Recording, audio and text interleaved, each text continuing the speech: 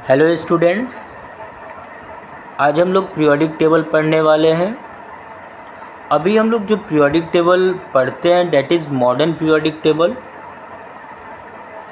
इसके पहले भी बहुत सारे पीरियोडिक टेबल आए जिनमें कुछ न कुछ कमियां थी, जिनके कारण उन सभी पीरियोडिक टेबल्स को रिजेक्ट कर दिया गया। तो हम लोग अभी मॉडर्न पीरियोडिक टेबल पढ़ने वाले हैं, लेकिन उसके पहले सबसे पहले हम लोग उन सभी पीरियोडिक टेबल्स के बारे में पढ़ेंगे जिनको रिजेक्ट किया गया, उनकी कमियों को देखेंगे और फाइनली उसके बाद हम लोग मॉडर्न पीरियोडिक टेबल पे आएंगे। तो सबसे पहले इसमें जो पहला पीरियोडिक टेबल है that is Dobner triads. Dobner formed set of 3 elements. इन्होंने 3 एलिमेंट्स का सेट बनाया जिसको इन्होंने ट्रायड्स बोला, विच शोड सिमिलर केमिकल प्रॉपर्टीज़। और इन 3 एलिमेंट्स की केमिकल प्रॉपर्टीज़ एक जैसी थी।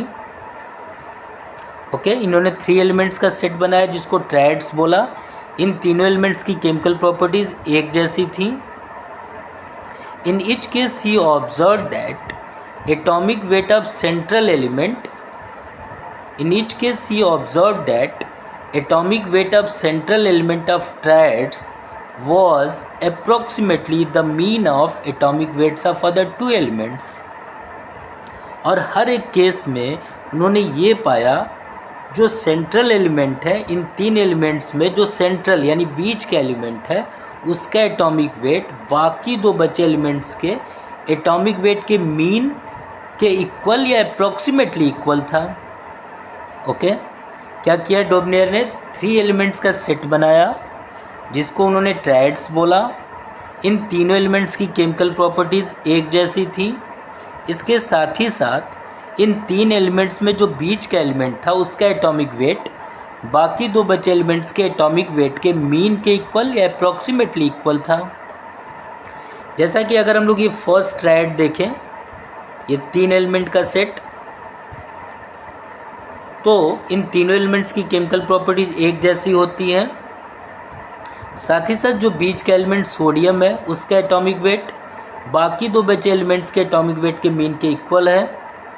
हम लोग देख सकते हैं लिथियम का एटॉमिक वेट 7 और पोटेशियम का एटॉमिक वेट 39। अगर इन दोनों एटॉमिक वेट का मीन फाइंड करें तो 7 + 39/2 23 आ रहा है, जो सोडियम यानी बीच वाले एलिमेंट के एटॉमिक वेट के इक्वल है। जैसा कि इन्होंने बोला था कि बीच का जो एलिमेंट होगा उसका एटॉमिक वेट बाकी 2 बचे एलिमेंट्स के एटॉमिक वेट के मीन के इक्वल या अप्रॉक्सीमेटली इक्वल होगा, जैसा कि आ रहा है।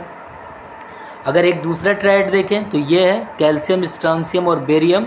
अगर हम लोग कैल्शियम और बेरियम के एटॉमिक वेट का मीन फाइंड करें तो वो आ रहा है 88.5, जो अप्रॉक्सीमेटली स्ट्रांसियम के एटॉमिक वेट के इक्वल है।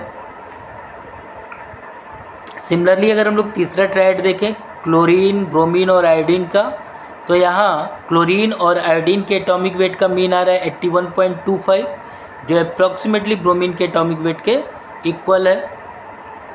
तो फाइनली इस तरह से डोबनियर ने एक ट्रायड्स बनाया, 3 एलिमेंट का सेट जिनकी केमिकल प्रॉपर्टीज एक जैसी थी, और उन्होंने ये बोला कि इस ट्रायड में जो बीच का एलिमेंट होगा उसका एटॉमिक वेट बाकी 2 बचे एलिमेंट्स के एटॉमिक वेट के मीन के इक्वल या अप्रॉक्सीमेटली इक्वल होगा। लेकिन ये पैटर्न जो उन्होंने 3 एलिमेंट्स का बनाया था ये कुछ ही एलिमेंट्स के लिए ट्रू था, जिसके कारण इसे रिजेक्ट कर दिया गया। It was dismiss later on since it worked only for few elements. ये जो टेबल था डोबनियर का केवल कुछ ही एलिमेंट्स के लिए सही हो रहा था, जिसके कारण इसे रिजेक्ट कर दिया गया। जो अगला पीरियोडिक टेबल था that is Newlands octave law. क्या था ये? Newlands arranged elements in increasing order of atomic weights. सबसे पहले इन्होंने एलिमेंट्स को एटॉमिक वेट के इंक्रीजिंग ऑर्डर में अरेंज कर लिया and found that every 8th element has properties similar to that of first element. और इन्होंने ये पाया कि हर 8वें एलिमेंट की प्रॉपर्टी उसके साथ वाले पहले एलिमेंट की प्रॉपर्टी से मैच कर रही थी। कुछ इस तरह से उन्होंने एलिमेंट्स को एटॉमिक वेट के इंक्रीजिंग ऑर्डर में अरेंज किया। हम लोग देख सकते हैं लिथियम एटॉमिक वेट 7, उसके बाद beryllium atomic weight 9, boron atomic weight 11, carbon atomic weight 12। इस तरह से उन्होंने एलिमेंट्स को increasing order of atomic weight में सबसे पहले अरेंज कर लिया। ओके, फिर उन्होंने ये बोला कि जो 8th एलिमेंट होगा उसकी प्रॉपर्टीज़ उसके साथ वाले पहले एलिमेंट से मैच करेगी। तो अगर हम लोग देखें lithium, beryllium, boron, carbon, nitrogen, oxygen, fluorine, these are 7 elements. ये सोडियम 8th एलिमेंट है, 8वां एलिमेंट है। तो इस सोडियम की प्रॉपर्टी इसके साथ वाले एलिमेंट यानी लिथियम से मैच करेगी। ओके, लिथियम और सोडियम की प्रॉपर्टी एक जैसी होगी। इन्होंने ये बोला कि 8वें एलिमेंट की प्रॉपर्टी उसके साथ वाले पहले एलिमेंट से मैच करेगी, यानी सोडियम की प्रॉपर्टी लिथियम से मैच करेगी।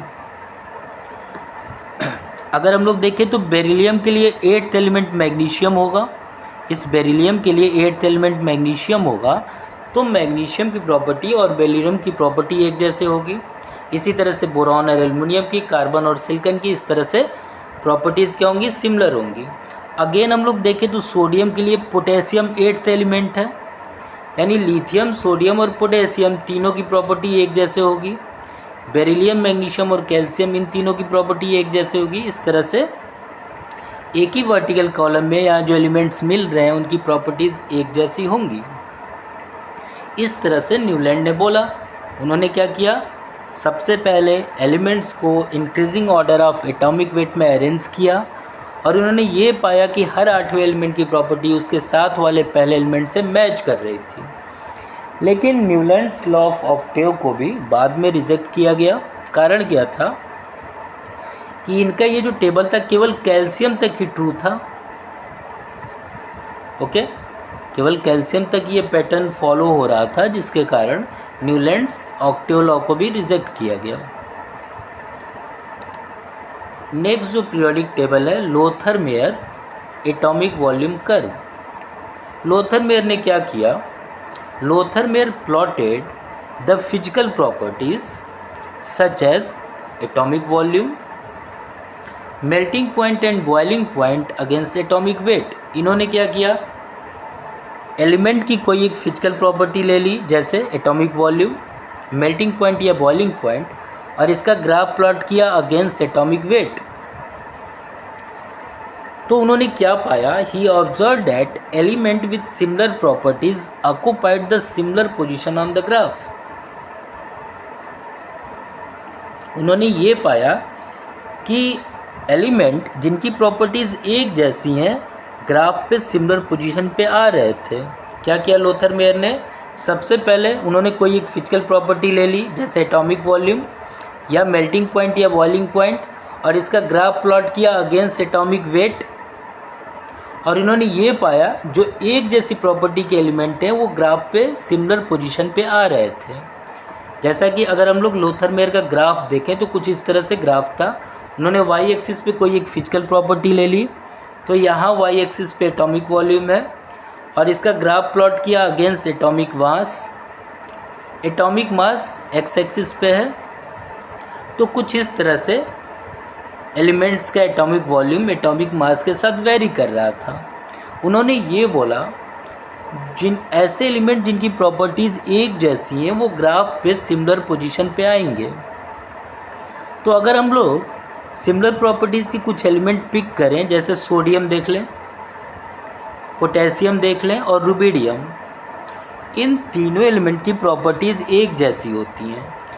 तो अगर हम लोग ग्राफ पे देखें तो ये तीनों एलिमेंट देखिए सिमिलर पोजीशन पे हैं, ग्राफ के टॉप पे। तीनों एलिमेंट ग्राफ के टॉप पे हैं। ऐसा ही तो इन्होंने बोला था कि एक जैसी प्रॉपर्टी के एलिमेंट सिमिलर पोजीशन पे होंगे ग्राफ पे, यानी सोडियम, पोटेशियम और रुबिडियम इस ग्राफ के टॉप पोजीशन पे हैं। सिमिलरली और कोई हम लोग एलिमेंट पिक करते हैं, जैसे फ्लोरीन, क्लोरीन और ब्रोमीन। अगर हम लोग देखें तो फ्लोरीन टॉप से थर्ड पे है, यहाँ देखें क्लोरीन अगेन टॉप से थर्ड पे है और ब्रोमीन भी टॉप से थर्ड पे है, यानी सिमिलर पोजीशन पे है ग्राफ पे। तो इन तीनों की प्रॉपर्टीज़ एक जैसे होंगी। ऐसे एलिमेंट जिनकी प्रॉपर्टीज़ एक जैसी होंगी वो ग्राफ पे सिमिलर पोजीशन पे होंगे। ऐसा ही उन्होंने बोला था, जैसा कि यहाँ पैटर्न में हम लोग देख सकते हैं और सारे एलिमेंट्स हैं जो ग्राफ पे सिमिलर पोजीशन पे आएंगे। तो लोथर मेयर ने क्या किया था, कोई एक फिजिकल प्रॉपर्टी ली और उसका प्लॉट उन्होंने एटॉमिक मास के अगेंस्ट प्लॉट किया और उन्होंने ये पाया कि ऐसे एलिमेंट जिनकी प्रॉपर्टीज़ सिमिलर हैं वो ग्राफ पे सिमिलर पोजीशन पे आएंगे।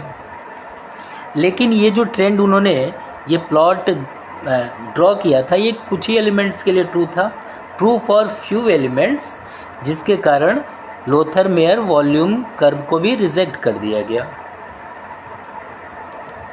इसके बाद जो अगला पीरियोडिक टेबल है मेंडलीव्स पीरियोडिक लॉ। मेंडलीव्स ने क्या किया आइए पढ़ते हैं। Mendeleev's arranged elements in order of their increasing atomic weights. Mendeleev's arranged elements in order of their increasing atomic weights. Mendeleev ने एलिमेंट्स को एटॉमिक वेट के बढ़ते क्रम में सबसे पहले अरेंज किया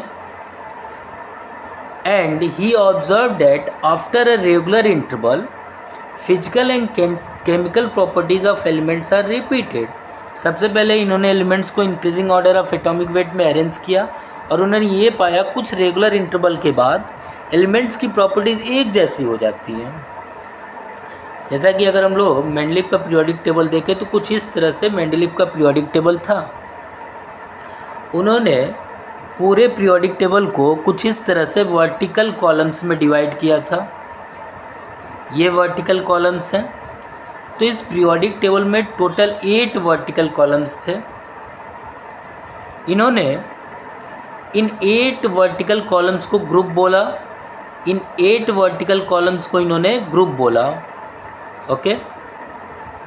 और इसके अलावा इन्होंने इस टेबल को हॉरिजेंटल रोज में डिवाइड किया।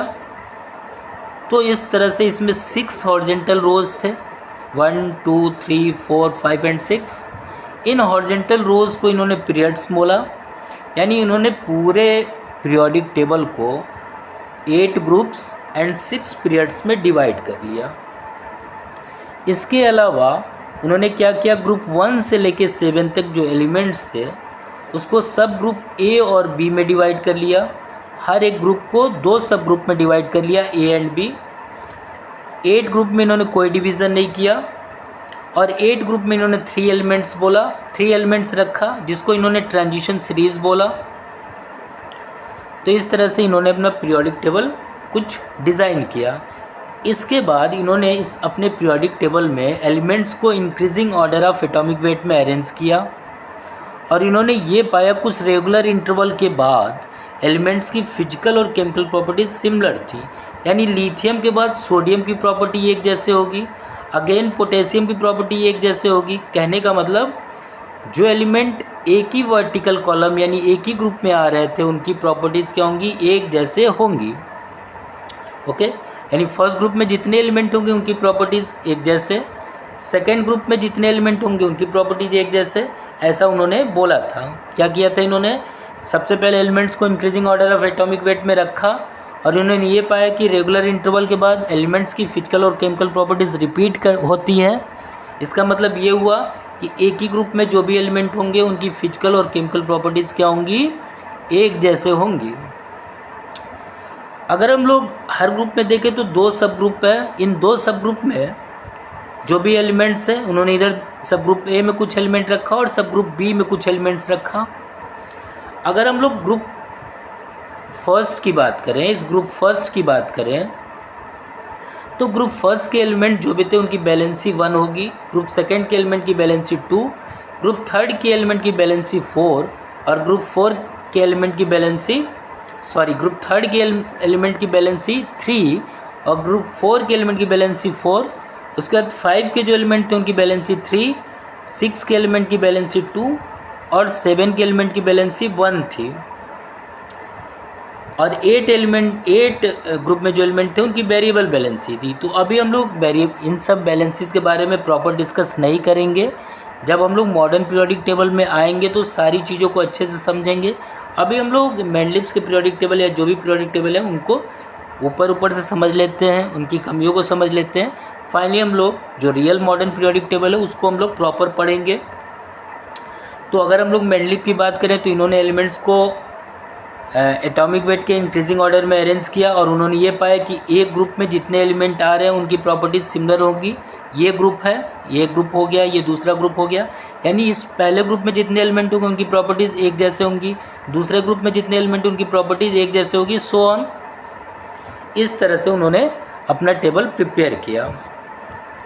फिर उन्होंने क्या किया, अपने टेबल में उन्होंने कुछ एडजस्टमेंट भी किया, क्योंकि उन्होंने अपना टेबल जो भी था increasing order of atomic weight के पैटर्न पे बनाया था, लेकिन कहीं कि इन्होंने एटॉमिक वेट का जो ऑर्डर था उसमें स्लाइट एडजस्टमेंट किया। Mendeleev adjusted the order of element slightly to ensure that element with similar properties were group together.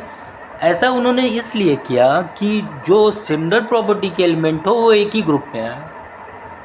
उन्होंने क्या किया, अपने पीरियोडिक टेबल में कुछ स्लाइट एडजस्टमेंट किया। ऐसा इन्होंने इसलिए किया कि जो सिमिलर प्रॉपर्टीज़ के एलिमेंट हों वो एक ही ग्रुप में आए।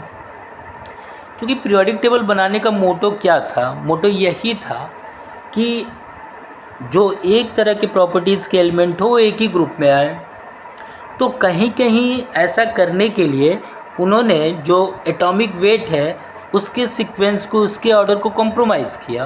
क्योंकि इनका पीरियोडिक टेबल एटॉमिक वेट के ऑर्डर पे बेस्ड था, मैंडलिप का पीरियोडिक टेबल एटॉमिक वेट के ऑर्डर पे बेस्ड था, लेकिन कहीं कहीं उन्होंने एटॉमिक वेट के ऑर्डर को क्या किया, चेंज कर दिया ताकि सिमिलर प्रॉपर्टीज़ के एलिमेंट एक साथ आ जाए।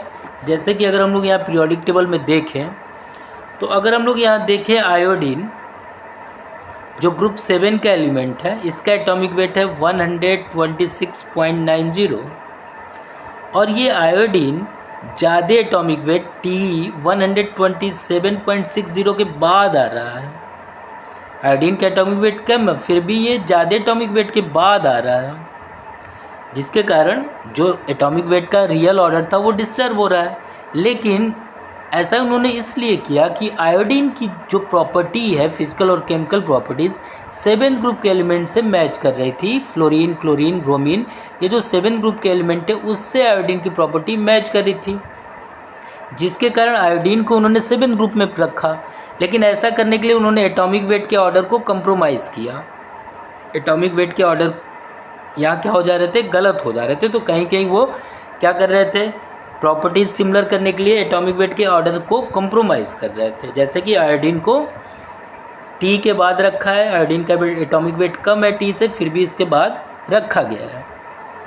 तो ये तो फाइनली मैंडलिप का पीरियोडिक टेबल तैयार हुआ, जिसमें उन्होंने एलिमेंट को increasing order of atomic weight में रखा था और सिमिलर प्रॉपर्टीज़ के एलिमेंट एक ही ग्रुप में आ रहे थे। कहीं कहीं उन्होंने एटॉमिक वेट के ऑर्डर को कंप्रोमाइज़ किया ताकि सिमिलर प्रॉपर्टीज़ के एलिमेंट एक साथ आ जाए।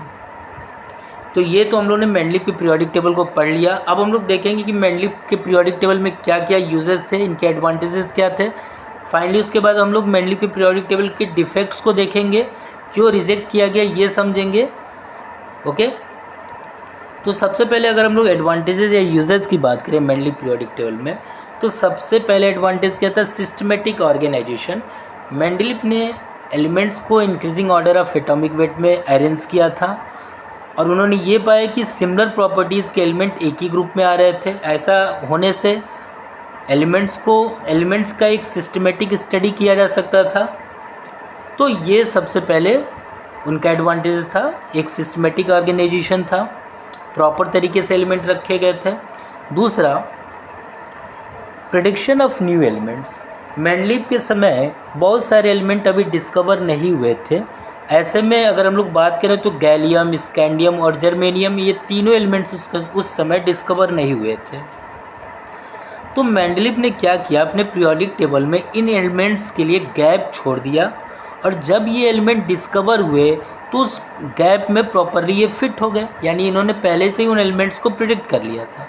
इसके अलावा फ्लेक्सिबल अरेंजमेंट, यानी इन्होंने एलिमेंट्स के एटॉमिक वेट के ऑर्डर को चेंज किया ताकि सिमिलर प्रॉपर्टीज़ के एलिमेंट एक साथ आ जाए। जैसे आयोडीन और टेलुरियम का केस हम लोगों ने देखा था, उन्होंने सिमिलर प्रॉपर्टीज़ को एक साथ रखने के लिए कहीं कहीं एटॉमिक वेट को कंप्रोमाइज़ किया था, यानी एक फ्लेक्सिबल अरेंजमेंट था उनके पीरियोडिक टेबल में। तो ये सब मैंडलिप के पीरियोडिक टेबल के एडवांटेजेस थे। अब अगर हम लोग डिफेक्ट्स की बात करें मैंडलिप के पीरियोडिक टेबल के, तो सबसे पहले हाइड्रोजन की position of hydrogen is uncertain.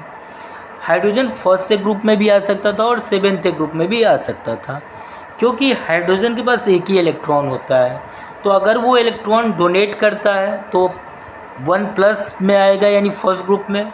अगर वो एक इलेक्ट्रॉन एक्सेप्ट करता है तो हेलोजन के साथ सेवेंथ ग्रुप में आ जाएगा। ओके, यानी हाइड्रोजन की पोजीशन फिक्स नहीं थी, सर्टेन नहीं थी। इसको हम लोग इस वाले पॉइंट्स को अभी आगे और मॉडर्न पीरियोडिक टेबल में समझेंगे एग्जैक्टली है क्या। अभी फ़िलहाल हम लोग ये समझ लें कि मेंडलीव के पीरियोडिक टेबल में हाइड्रोजन की पोजीशन अनसर्टेन थी। इसके अलावा no separate position given for isotopes. चूँकि मेंडलीव का पीरियोडिक टेबल एटॉमिक वेट पे बेस्ड था, तो अगर हम लोग आइसोटोप्स की बात करें तो आइसोटोप्स क्या थे? एक ही एलिमेंट जिनके एटॉमिक वेट अलग अलग होते हैं। जैसे अगर हम लोग क्लोरीन का एग्जांपल लें तो आइसोटोप्स, क्लोरीन के 2 आइसोटोप्स होते हैं, एक के एटॉमिक वेट 35 और दूसरे के एटॉमिक वेट 37।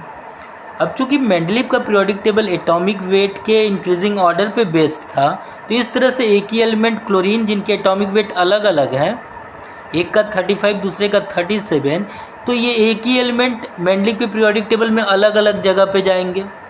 यानी इस चीज़ को मेंडलीव जस्टिफाई नहीं कर पा रहे थे कि एक ही एलिमेंट 2 जगह पे कैसे जाएगा, तो ये डिफेक्ट था। इसके अलावा no separate group for lanthanides and actinides.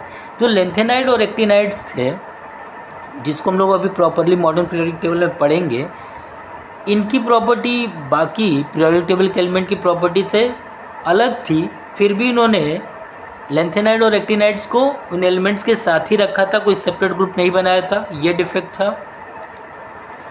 इसके अलावा although there is no similarity except valency of sub groups A and B. जो इन्होंने हर एक ग्रुप में 2 सब ग्रुप डिवाइड किए थे, जैसा हम लोगों ने अभी देखा कि मेंडलीव ने हर एक ग्रुप में 2 सब ग्रुप बनाए थे। लेकिन जैसा कि पीरियोडिक टेबल क्या था मेंडलीव का, कि एक ग्रुप में जितने भी एलिमेंट होंगे उनकी प्रॉपर्टीज़ क्या होंगी? एक जैसे होंगी।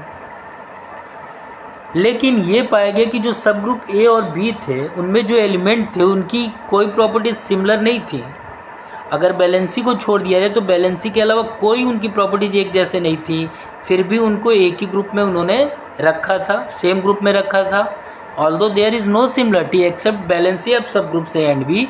ए और बी सब ग्रुप जो उन्होंने बनाया था उनकी बैलेंसी केवल सिमिलर थी, इसके अलावा कोई प्रॉपर्टीज सिमिलर नहीं थी। They have been put in same group, फिर भी उनको एक ही ग्रुप में रखा गया था। ये डिफेक्ट था, सबसे बड़ा डिफेक्ट था।